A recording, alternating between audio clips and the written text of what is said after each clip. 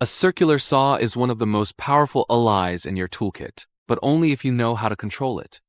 It can cut through wood, metal, or even concrete, but one wrong move, one lapse in focus, and it reminds you why mastery matters.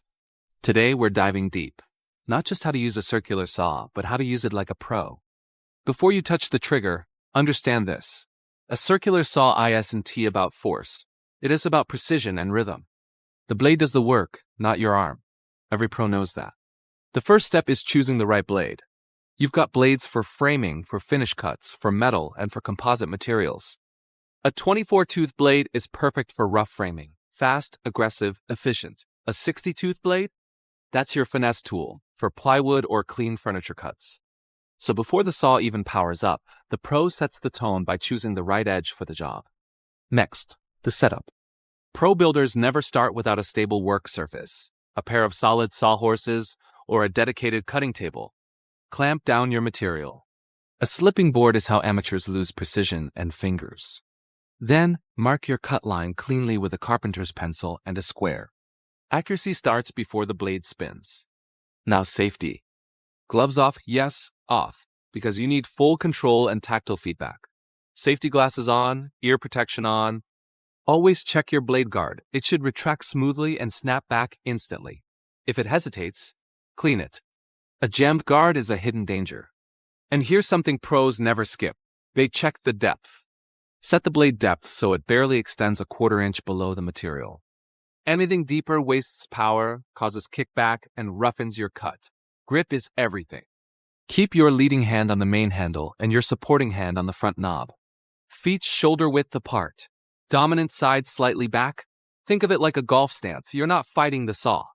You're guiding it. Align your sightline with the notch on the base plate, not the blade. The pros never stare at the blade. They trust the guide and feel the motion. When it's time to cut, start the saw before it touches the wood. Let the blade reach full speed, then push forward with smooth, even pressure. Don't rush. Let the teeth do the work. If the motor bogs down, back off slightly.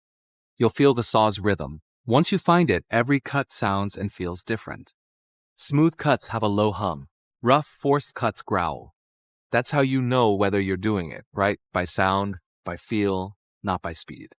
For long cuts, use a guide rail or a straight edge clamped to your material. Even pros don't freehand a full sheet of plywood. A guide rail turns your circular saw into a portable table saw. Precision, anywhere. Keep your eye on the guide mark, not your hands. Once the cut is complete, release the trigger and wait for the blade to stop completely before setting the saw down. That simple habit separates professionals from beginners. Now let's talk about bevels and plunge cuts, the two marks of a real craftsman. For bevel cuts, adjust the saw's base plate angle. 45 is the classic join angle for framing, trim, and decking. Test the angle on scrap wood first. For plunge cuts, where you start cutting in the middle of a board, tilt the saw forward. Blade off the surface, trigger on, then gently lower it into the wood. This technique takes practice, but once mastered, it opens up advanced projects like flooring, vents, and cabinetry work. Maintenance is the silent discipline of every pro. Keep your blade clean, resin buildup dulls teeth and burns your wood. After every few jobs, unplug the saw, blow out dust from vents, and check your cord or battery terminals. A clean saw is a safe saw. Replace dull blades immediately. Pros never make do with dull tools. They know a sharp blade cuts safer and cleaner every single time. And here's what separates experts from everyone else. They understand grain direction and tear out. When cutting plywood, always cut with the good side facing down.